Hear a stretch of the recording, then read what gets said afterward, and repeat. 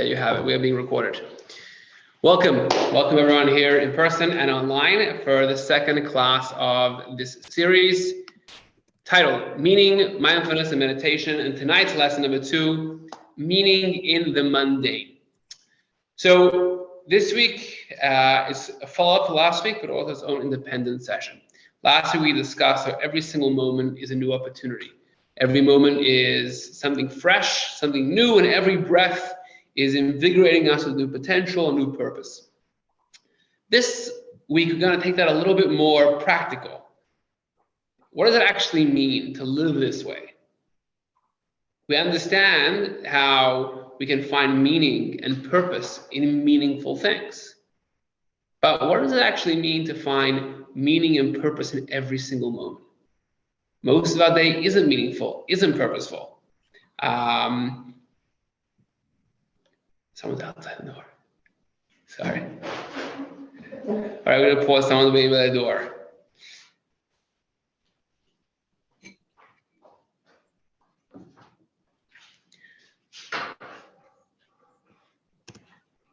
Bear with me a second, sorry.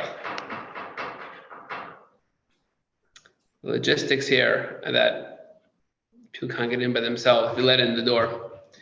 So it creates a complication.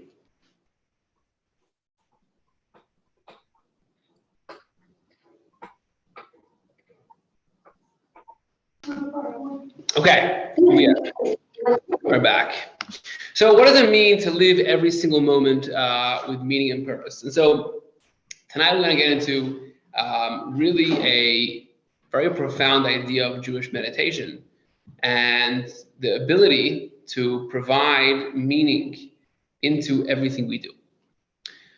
Let's backtrack a little into the beginnings of Jewish history.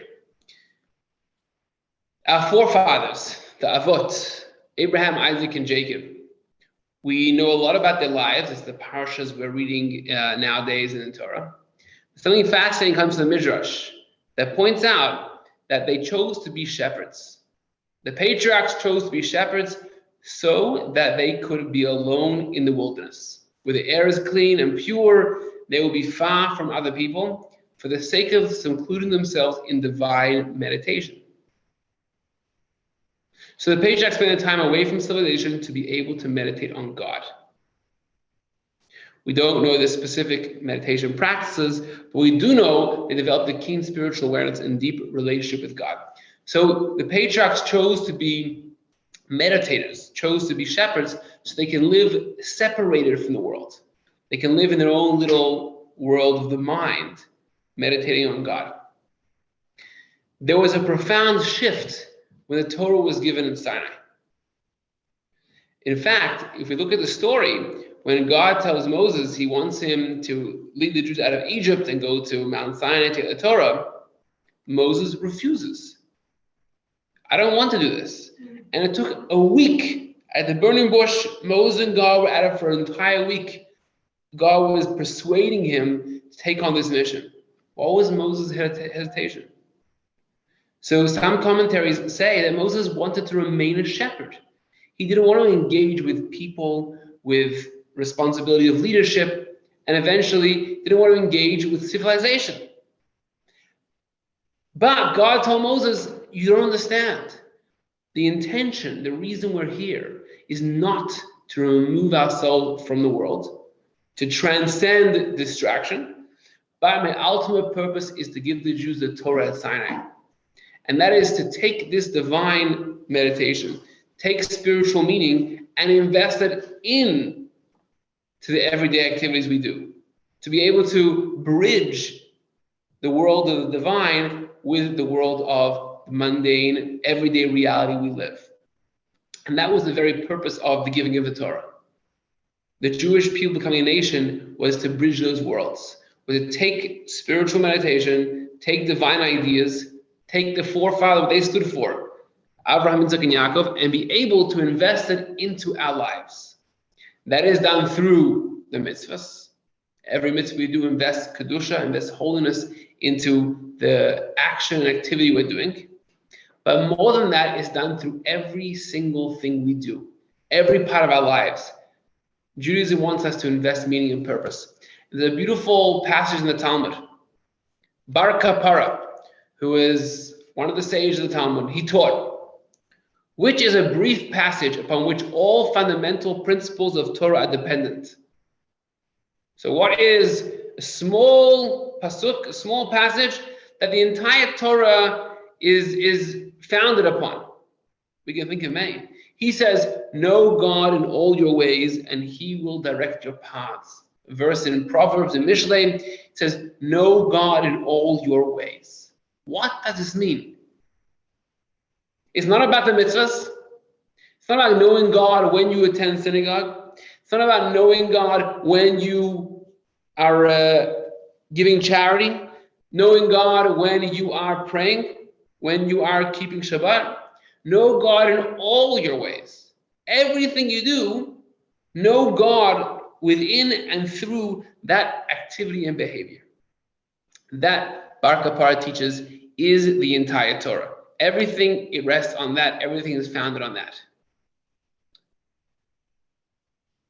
So this is the Jewish enterprise, I guess, summed up in one sentence.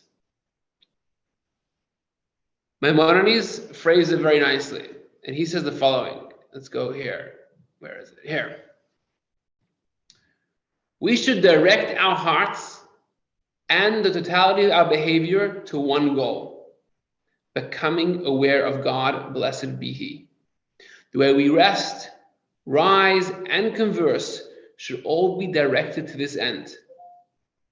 For example, when involved in business dealings or while working for a wage, we should not think solely of amassing wealth. Rather, we should engage in such activities for the sake of being in a position to obtain that which our body needs: food, drink, shelter, and a spouse.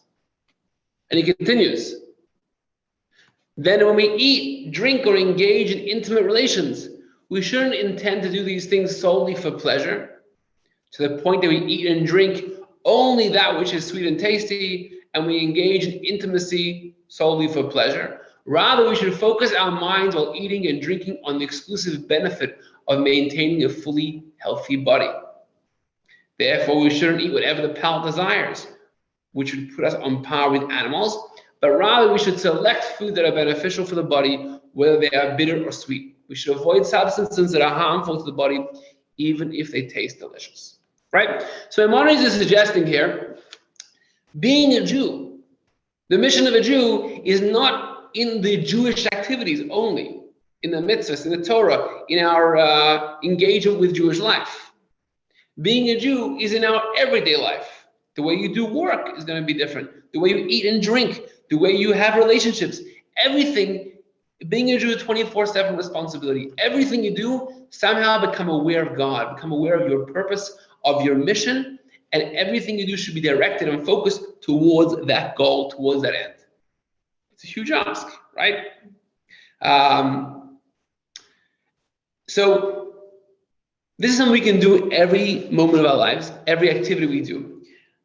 And there's a lot to explore in every different sort of activity, specific behavior pattern that we have, how we can do that for the goal of furthering our purpose, our mission in this world, knowing God, bringing divine awareness into the world. Tonight, we're going to look specifically at the example Maimonides brings, and that is eating. It's a great example because we do it every single day, and we do it multiple times a day, and we all do it. It's also a great example because it has like a great paradigm that can set the tone for everything we do. So we're going to explore tonight what it means to eat mindfully, what it means to eat with a spiritual Jewish mindfulness.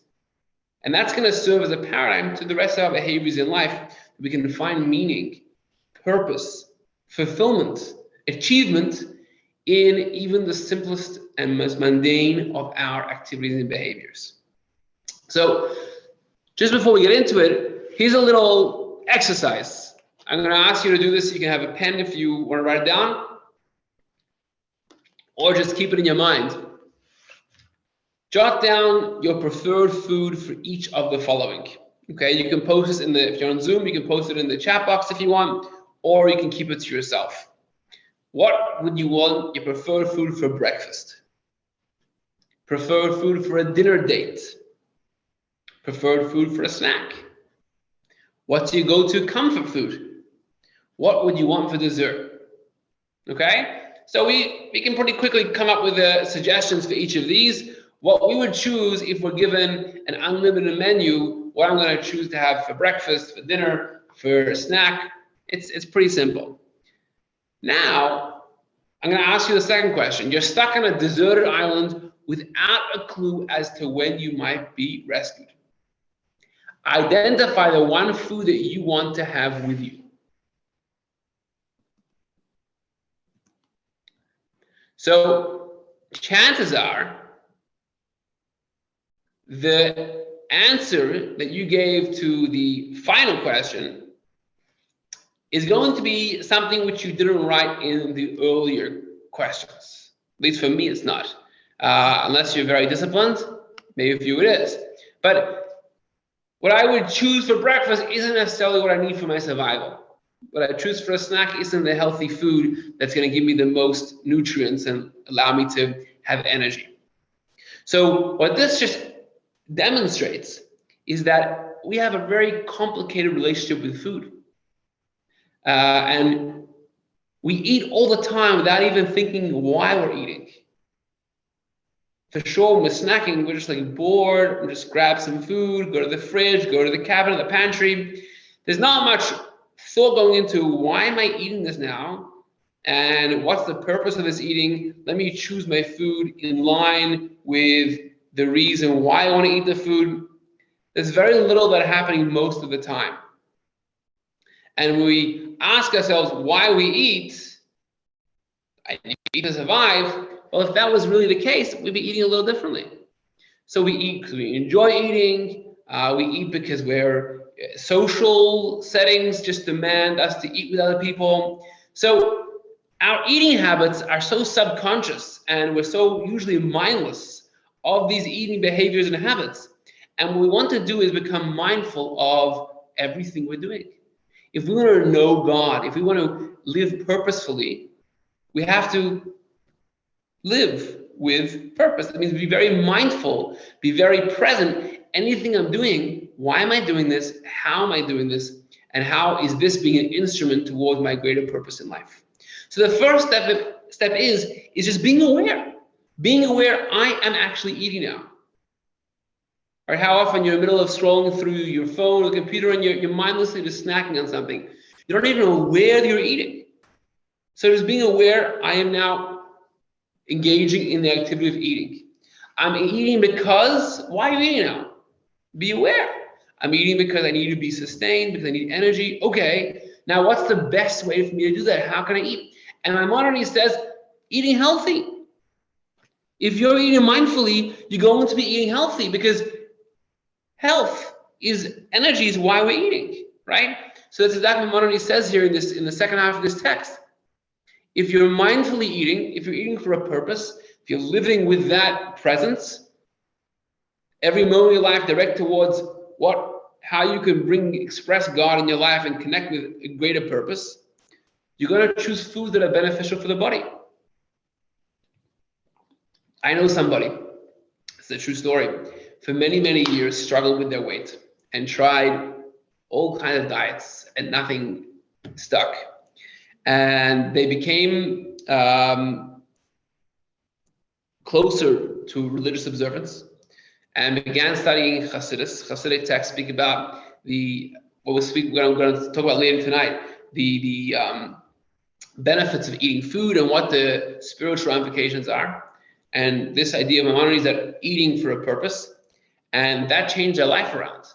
They were able to start eating healthy and get control over their weight. So no diet could do it, but once they change their life that I'm living now purposefully, well, I'm not having self-control by not eating that food. I've shifted my focus. Whenever I'm eating, I'm asking myself, why am I eating now? And if I'm eating now for this reason, what should I eat to get there? And so that shift of focus is the very first step to be mindful of what I'm eating, why I'm eating it. And that's going to be healthy eating, very practically healthy. But also, it means you're living more purposefully. You're bringing your great purpose in life into all your activities. So this is I call this the first rung of the mindfulness ladder of Jewish mindful eating. The reason it's only the first rung, we'll see in a moment what the other rungs are as you climb higher, is because ultimately, in this model of Maimonides, eating itself is still not a purposeful act. Purposeful act is the mitzvah you're going to do, is whatever you're going to use your energy on later on. That's what's meaningful. Now, in order to have energy and be healthy, I have to eat. And therefore, I'm going to eat foods that give me maximum energy in order to engage in a positive behavior. The eating itself is a means towards a greater end. So I'm eating purposefully, but the eating itself doesn't have its own purpose. It's to give me energy to do something else that's positive and purposeful and fulfilling. But at the beginning, it's the first step in being aware and mindful in our eating patterns and behaviors.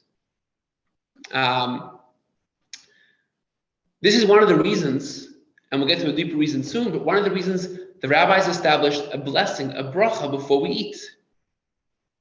The bracha is to focus ourselves before we eat, and we're thanking God for the food, and we're taking a moment to have intention. I'm eating for a purpose. God, let me borrow, quote unquote, this food. Let me indulge in this food because I have a purpose to fulfill in this world. So all the brachas we make across the board, whether it's eating, smelling, the different enjoyments we have, the pleasures, and the blessings associated, the blessings are meant to focus us and ground us in this purpose, in this presence that we're eating here is a purposeful eating. And the enjoyment we're having is a purposeful enjoyment. That's why we make a bracha beforehand. Okay, just before I go further, any questions here? Any questions? Anyone on Zoom have questions? No. Okay. If you have a question, feel free to just unmute yourself and shout out, and I'd be happy to engage in the discussion. So this leads us to the second rung, next level of investing consciousness, mindfulness, and purpose into our eating. And this is a fascinating passage which comes from originally from the Jerusalem Talmud and is codified in the Shulchan Aruch and the Torah here, which is the early work of Jewish law. And he writes the following. It's funny, my children, I once taught them this, and now every Shabbos they remind me to make sure I do this properly. Before reciting the blessing of a bread, put both your hands on the bread. Okay, so you're supposed to actually hold the bread with two full hands. Strange, almost like getting all your fingerprints out of this bread, right? Today's day and age, we like germs, but he says no, two full hands. Why? For your 10 fingers reflect the 10 mitzvot associated with bread making. They are, what are the 10 mitzvot that went into the process of making this bread? Avoid plowing with two species of animals together. Avoid growing forbidden mixtures of plant species. Leave leket, shicha, and peah, which are distinct forms of overlooked harvest. Bring the first fruit to Jerusalem. Donate the truma tithe to a kohen. To observe the rites of Meiser Rishon and Meiser Sheni tithes. And donate a portion, or the leket, shicha, and peah with 3. So donate a portion of dough challah to the kohen. There are 10 possible mitzvahs that were done in order to get the bread on the table in front of you. From its planting to its every stage of the way until it came bread, there's mitzvahs that came along. And we're meant to acknowledge that when we eat bread. So we have 10 fingers in the bread in order to focus us to think about, when I'm eating this bread, think about what this bread has been through until it got to my table. From farm to table, there are 10 mitzvahs. Now, this is specifically the mitzvahs, but we can extrapolate from here even further. Imagine the bread on your table, how many people invested effort. There's the farmer, there's people that planted it, there's people that took the wheat stalks and they made it into flour. There's the delivery person who took the flour and delivered it to the bakery. Someone mixed the flour and made dough. Someone had to knead the dough and put it into the right shape and braid it. So there's an incredible amount of process that went into this bread. And because we live in a commercialized society, We're so distant from this process. We go to the store, pick up a piece of bread, right? We don't make bread often ourselves, and definitely don't take wheat and grind it into flour. So we don't think about these things, and we don't have appreciation for what we're having. Take it for granted. I have bread, I have challah. But imagine every time you eat challah, you're appreciating the hours of effort for so many different people over weeks and months that were invested to allow challah to be in your table. The supply chain is immense. And so when you make the blessing of a challah, you're meant to have the 10 fingers there because you're meant to be mindful of this food and appreciate everything that went into it. This is not only bread, although the 10 fingers is specific about bread, these 10 mitzvahs, but this I think is setting the tone for everything we eat. Appreciate that we have food, don't take it for granted, and appreciate the process that went into it. This is another level and layer of the kavana, the intention, when we make a bracha. We're thanking Hashem, thanking God for the food. What are you thanking God for? Because there's so much that could have gone wrong, so much that couldn't have happened, could not have happened for the food to be here. There's so much to be thankful for, so much gratitude we have to have for the food we eat. Even unprocessed foods. You have an apple. Someone had to plant the seed, plant the tree. The tree's been growing over years, been tended to, and then collect the apples. Take the apples from the farm, the orchard, and somehow deliver them to the wholesaler, to the retailer, and they had to stock the shelves, and then check you out of the supermarket. So there's so much that went into, so many people were invested their time, effort, and expertise into allowing you to bite into this fruit, into this beautiful sweet apple. And so not only are we eating the apple for a purposeful reason, I'm eating this food because it's bringing me energy, but I'm actually appreciating the entirety of the investment, the food and everything that's come along to allow me to have this food. So this is a second layer of the mindfulness and meditation we can have making a bracha when we come to eat food. We're appreciating the totality of whatever this food contains and its history, how it got here.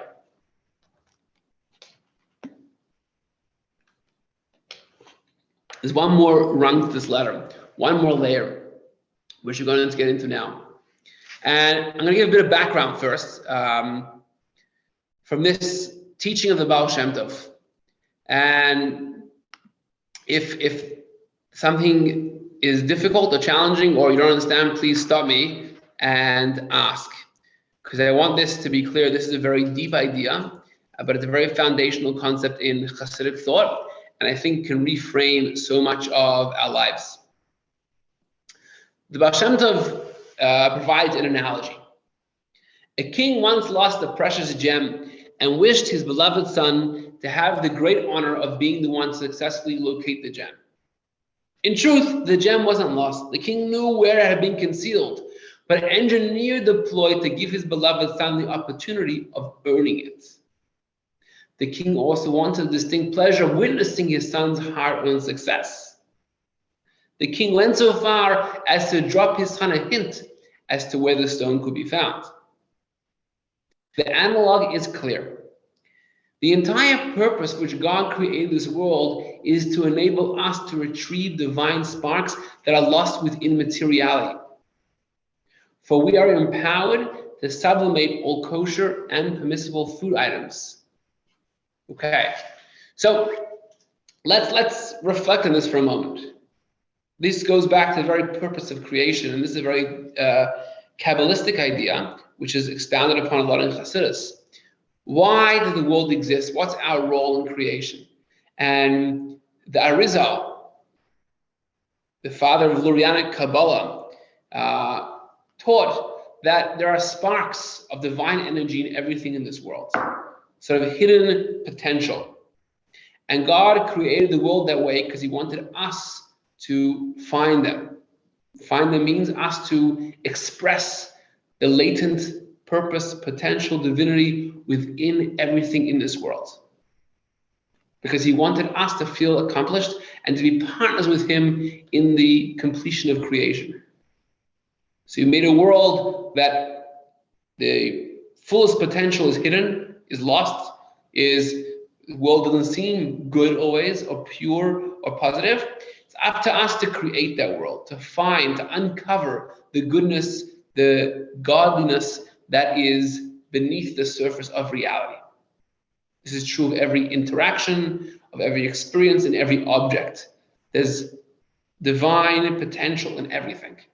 And through us using our own experiences, our own encounters, our objects around us for positive, for good, we are now expressing how this thing has within it goodness, and we're unleashing the positivity within that given object or experience. We're sort of letting the divine potential out of its captivity and allowing it to be fully expressed in this object, in this behavior, in this experience.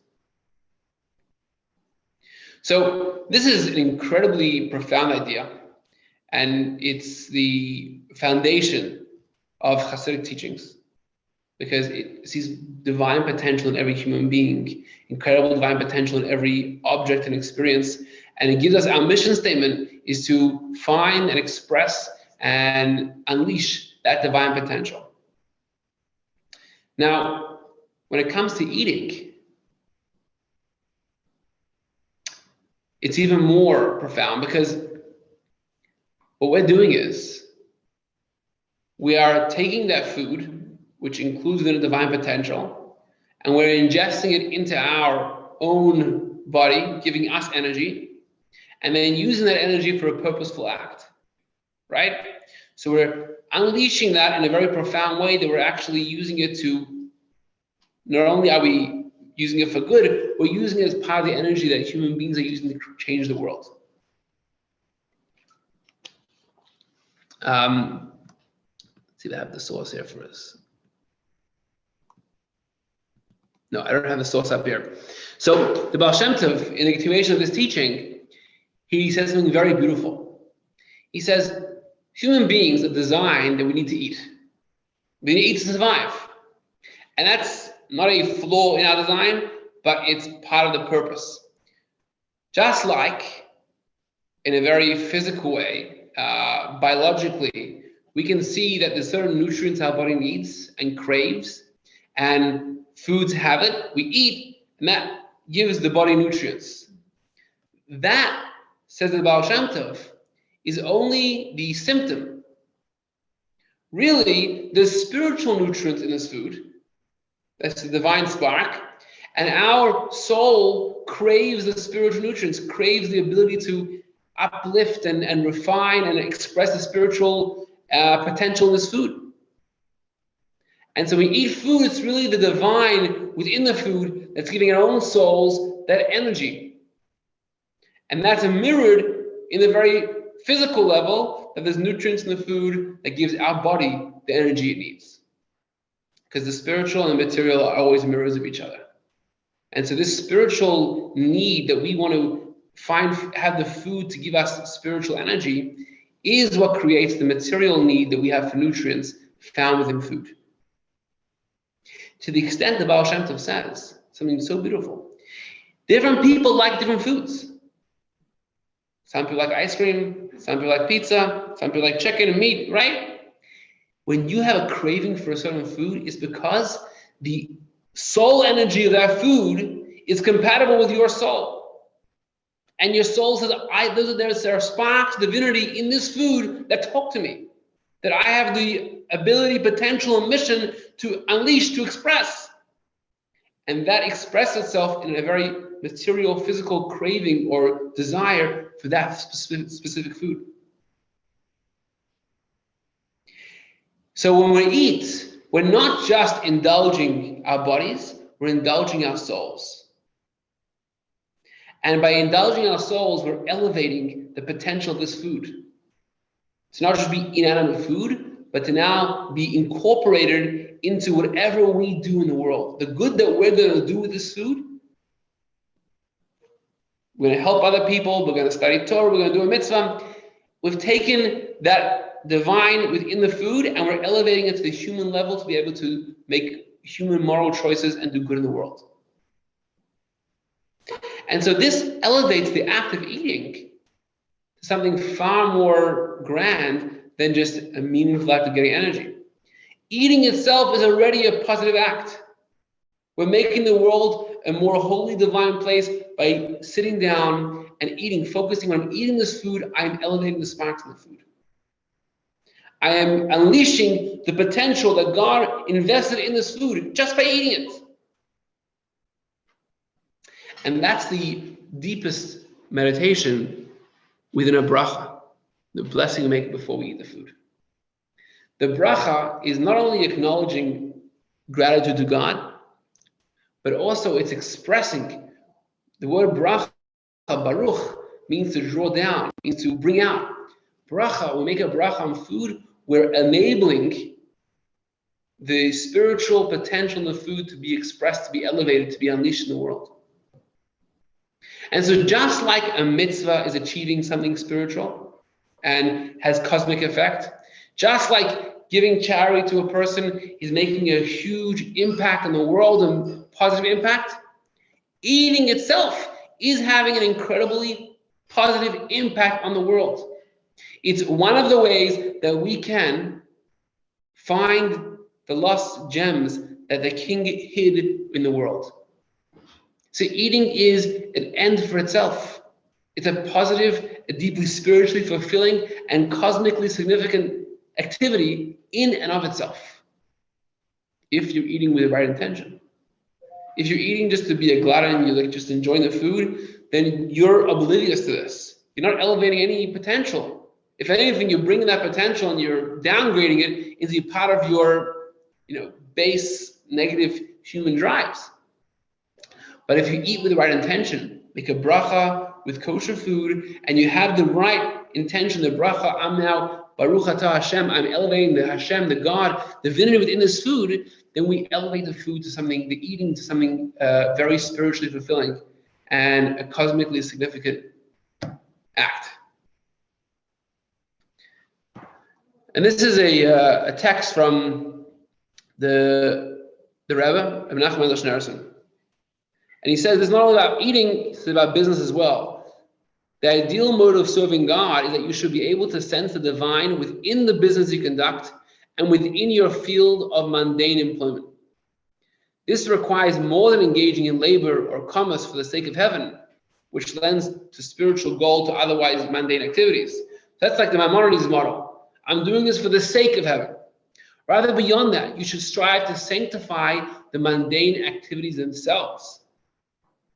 This is the true meaning of the verse, in all your ways know God.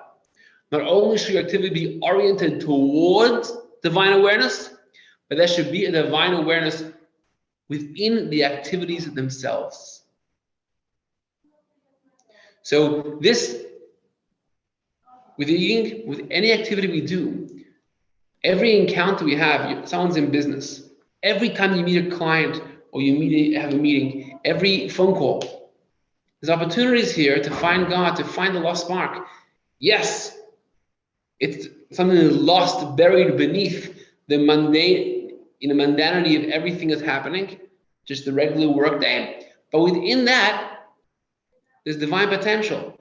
And if we can tap into it, we can recognize that having conversation with someone is an opportunity to share positivity, make a good impression on them, make a Kiddush Hashem, or be able to just conduct myself honestly, that they're recognizing that I'm living by a higher code because of God. In that moment, I've elevated that business interaction into a holy act.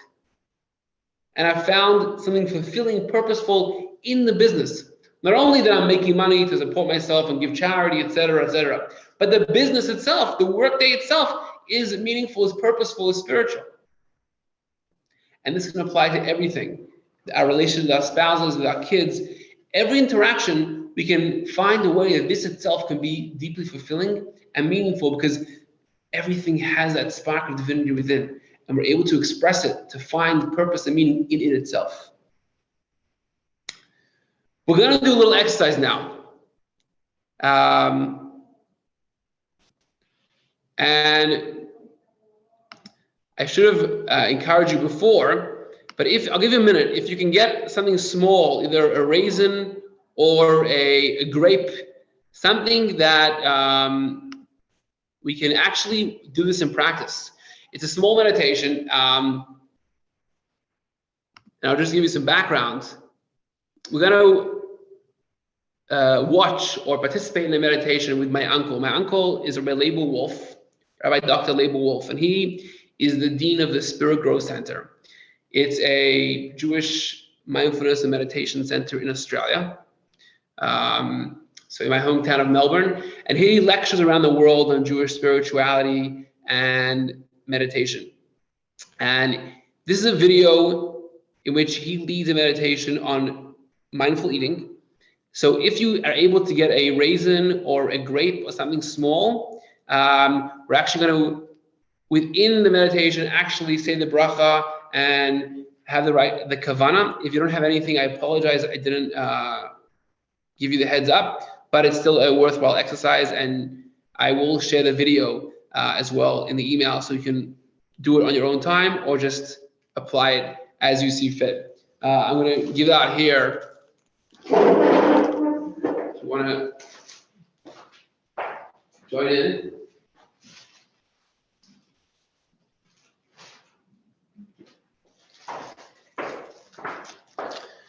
I'm going to grape here myself.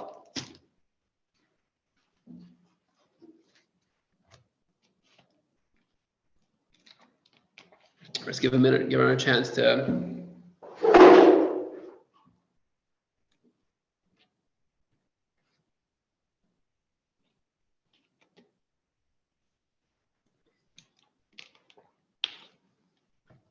Okay, give another minute.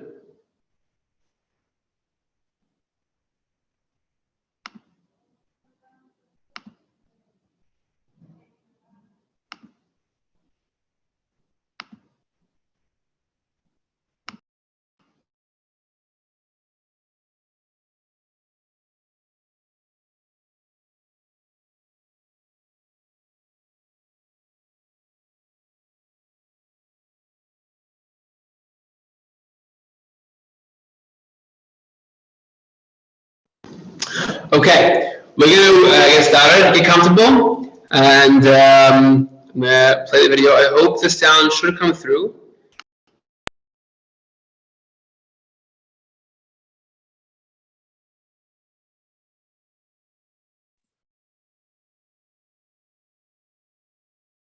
Dichotomize between the holy and the secular. In other words, everything has meaning.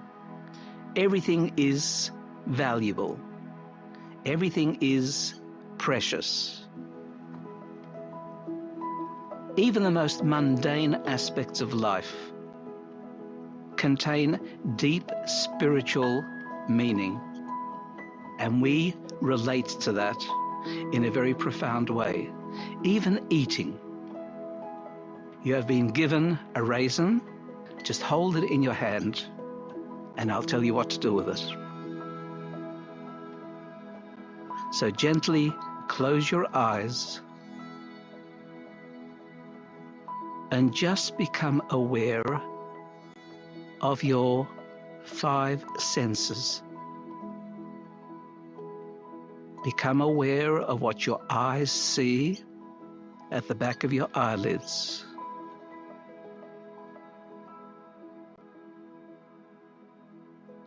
Become aware of what you can hear in the room, even sounds within you.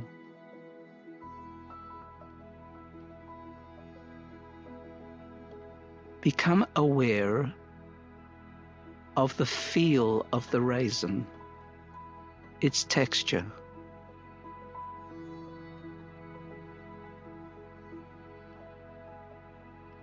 Anticipate the taste of the raisin once you begin to eat it.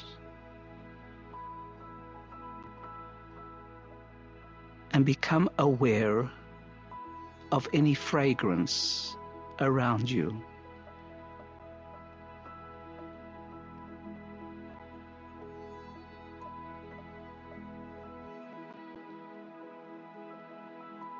I would like you to take the raisin and adopt a particular kavanah, focused intention.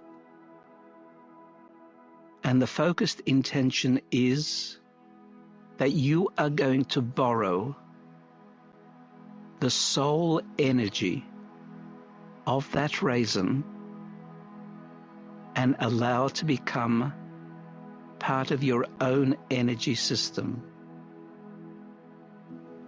You'll do that by eating it. To adopt a focused kavanah, we prepare ourselves by saying a bracha. A bracha, commonly translated as blessing, means a way of drawing down a channel for the soul spark within the raisin to become elevated through. Say it with me or just respond, Amen. Baruch atah Adonai Eloheinu melech ha'olam borei pri ha'etz. And begin chewing. And as you chew the raisin slowly, many times, become aware of the different textures that you encounter. And as the saliva mixes with the skin of the raisin, with the body of the raisin, it changes even more.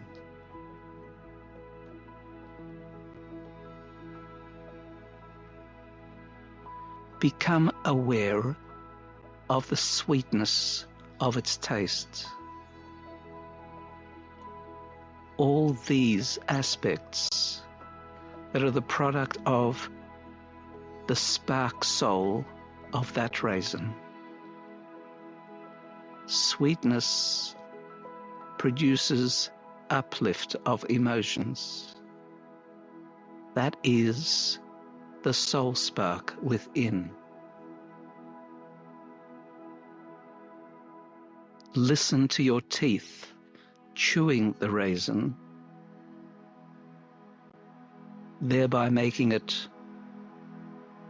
much more amenable to digestion. All the wondrous ways that Hashem created the world, all just for elevating the soul spark in the seemingly mundane and ordinary. Be prepared now to swallow the remains of the raisin.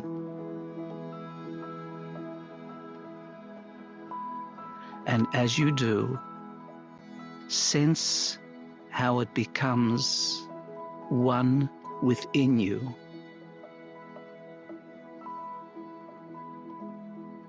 Its vitamins and goodness being extracted through the bloodstream into the needs of the body, and the soul spark within being released to a much higher spiritual state because of your bracha.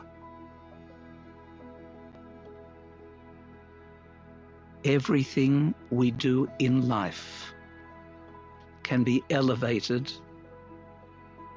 and become much more meaningful if we understand the spiritual dynamics. Soul sparks exist in everything. When we do the right thing, we free the soul spark from its prison, channeling it to its higher source. And we become elevated in the process.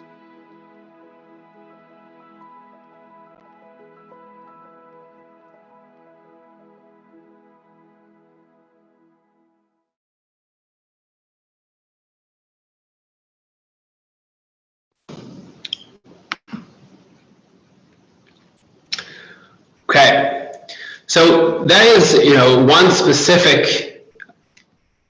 Can you hear me? Yeah, that's taking this idea, one specific area of eating, and it's something which is very simple.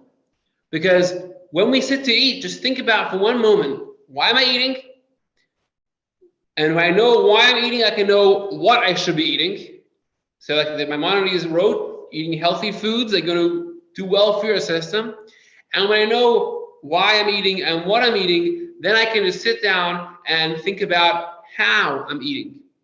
And that's where the bracha comes in, to set the intention, the kavana, that I'm eating not only for my own health, not only for the energy that I receive, but I'm actually sort of doing a favor to this food.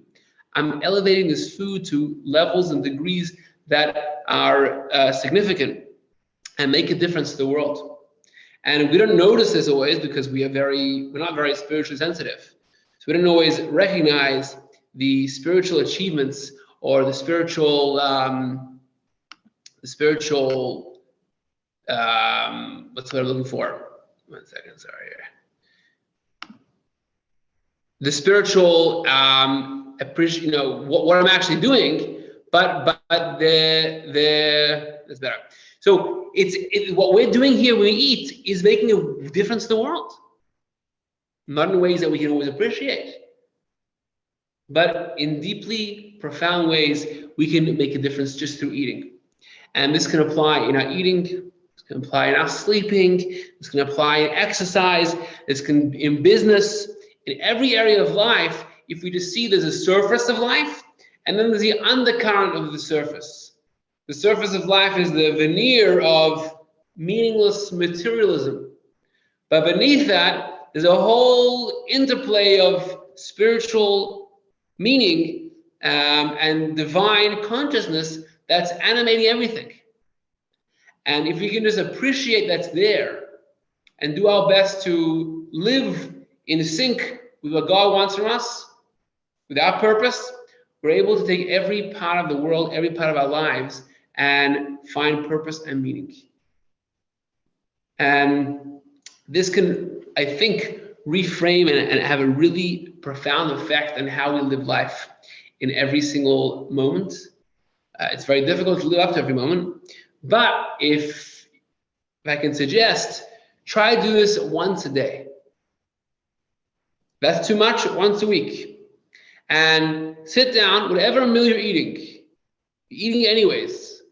Instead of just scrolling through your phone or speaking to people or just being mindless about why you're eating, take a few moments before you eat and think about what is in front of you, the food, what its nutritional value is, why is it good for you to eat.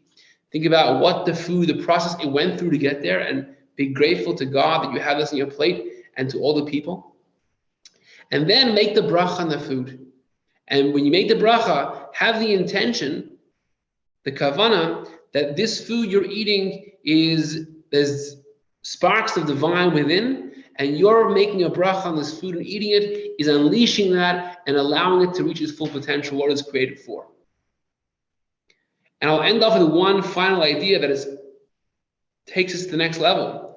In Tanya, which is the foundational work of Chabad Hasidus, Rabbi Shneur Zalman of Liadi, the founder of Chabad, writes something very beautiful. He says, when you do this process, you not only elevate the food, but the entire process the food went through in order to get to your table is also elevated. So the farmer who months ago planted the seeds, that activity now has profound impact. It's giving energy to me in order to do good in the world. The person who went and collected the wheat, the person who ground the flour, the baker who put this in, all of their work and activities was almost lying in potential. Is it going to be worthwhile? Am I achieving something or not? And when I bite into that challah, make a bracha hamotzi, and eat the challah, I'm elevating all of their efforts into having profound meaning, because they all went towards me making a bracha on this food and now using this food for something positive. And so I am not only helping myself, I'm not only elevating this food, but I'm elevating the entire process, weeks and months and hours, sweat and toil, tens of people. All of that's being elevated and being now uplifted for positive potential because of my one bracha.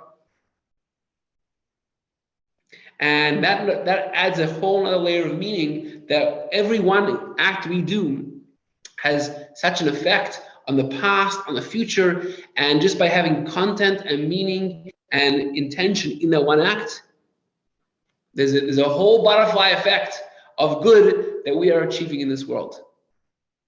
And if that isn't investing meaning in something as mundane as eating, then I don't know what is. So to me, this is a mind-blowing idea that something as simple as eating dinner is having an incredible effect on tens of people's lives, of investment of energy, and on this cosmic significance of this food, just by sitting eating breakfast, eating dinner, and making a bracha with the right intention, the right kavanah. Doesn't take extra time in your life. You're doing it anyways, you're eating anyways. It's a few moments of reflection, a few moments of thought and intention, and we're investing so much meaning in something every day and ordinary and mundane.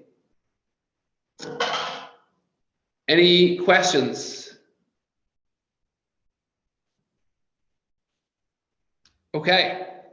I want to thank you all for joining, and I apologize the link was not sent out correctly originally. If you had trouble, or those that had trouble probably aren't on here tonight, but the recording will go out, and I'm going to also attach separately that video of Rabbi Dr. Label Wolf if you want to watch it in your own time again and practice it. And I look forward to seeing everybody next week, God willing, for the final session in this series.